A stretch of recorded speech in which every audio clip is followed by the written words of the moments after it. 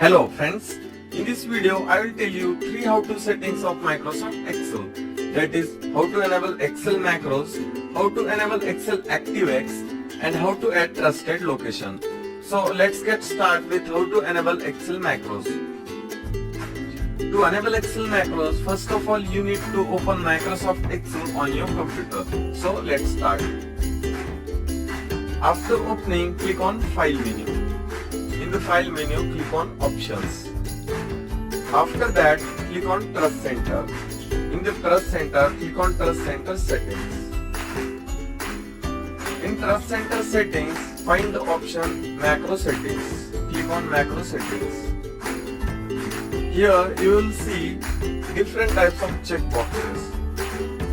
To enable all macros, click on Enable All Macros. Select this checkbox, Enable All Macros. Also check Trust Access to the VBA Project Object Model. Now we are done. Now let's see how to enable Excel ActiveX. To enable Excel ActiveX, find the option ActiveX Settings. Click on ActiveX Settings. To enable Excel ActiveX, select this checkbox, Enable all controls without restrictions and without prompting. Also check Safe Mode. After checking both the checkboxes, we are done. Now let's see how to add trusted location. To add trusted location, click on Trusted Locations. Now here you will see the button Add New Location. Click on this button. After clicking on this button, you will see here are different ways to select file path. By clicking on here, you can enter the file path directly, or by clicking on Browse button, you can browse the file.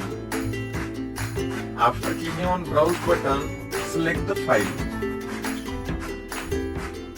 Now we have added trusted location.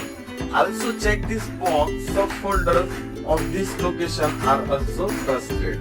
Click on OK. Also check this box. Now we are done. To apply all the settings, click on OK. So friends, thanks for watching this video.